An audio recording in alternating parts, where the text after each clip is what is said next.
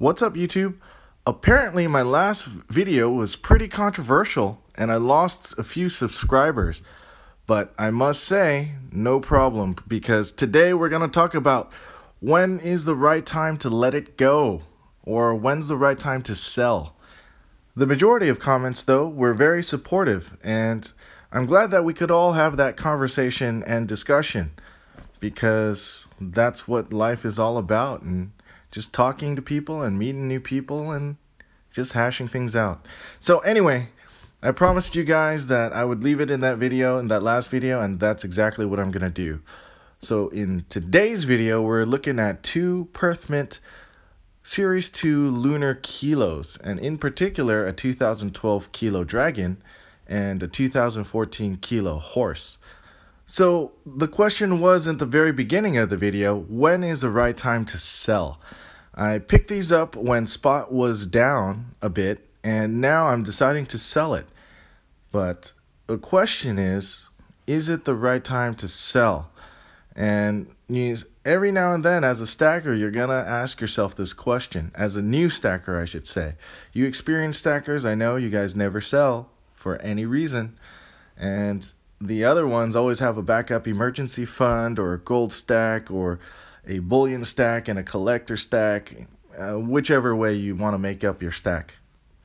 But for many of you who are especially new to this, will probably overbuy in your early stages before you finally get into a good rhythm. And when you overbuy, you'll want to move some items that you bought that you didn't really think you liked. So you got to pick out which pieces to sell. And in my case, these two came up because the opportunity came up. Some other coins that I also got on the chopping block in my collection were these graded Morgans, because at first I got into this Morgan phase where I thought, okay, I'm going to get some graded Morgans, and I was all about the Morgans. And after digging into it, I kind of lost the oomph or the drive to continue collecting. But I was more drawn to these Perth lunar coins. So now I'm working on freeing up some extra cash just in case this Trump thing does work out. And, you know, metals do take a dip. So for me, when I'm choosing to sell, it's things that don't fit my stack, or things that I'm going to be able to move or take a loss. And I do think I'm going to have to take a loss on these Morgans in order to move them quick. When it comes times to sell, you got to ask yourself, am I making a profit? Am I breaking even? Or am I losing money? And whether or not any of those three is acceptable. And sometimes you might sell something that's made you money that could make you more, but you're passing that on to someone else in exchange for, you know, some fiat or for something else that you want. Because a lot of the times you end up recycling the cash anyway, and you're just getting new things that interest you or moving things that didn't work. So a lot of people have been doing videos on what worked for them and what hasn't. And for me, you know, these Morgans haven't really worked for me the way I thought, but these lunars have. It is important to note that it's not generally that way. The 2-ounce ones haven't performed as well, but I can recoup what I spent for them. And these kilos, I'm definitely doing better than what I did pay for them, because they've become more attractive.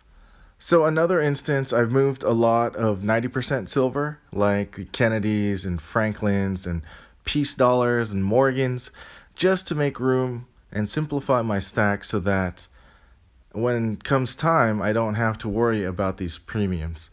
Because it really is simpler not to have to worry about premiums.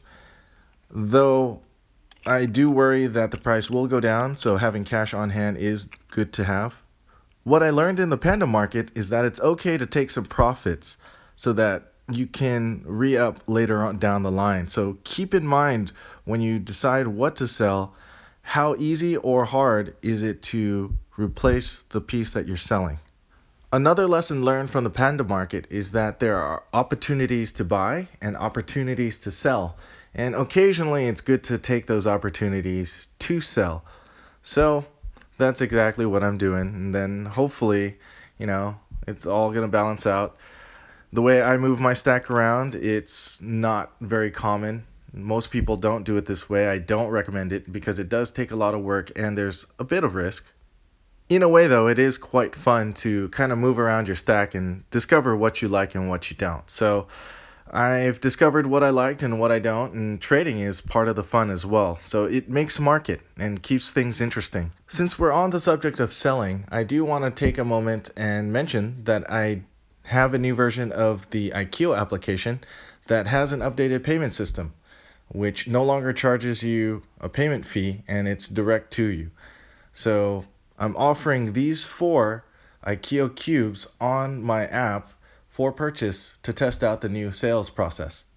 I'm also still giving one of these 2-ounce cubes, number 50, to a lucky winner. So there's still a chance to win. Go ahead and download the Aikio app and request in on the 2,000 subscriber giveaway for your entry. And from there, you can also test out the payment system if you want to buy one direct. Or go ahead and list some coins to sell on your own. And let me know how it goes in the comment section below. Thanks for watching.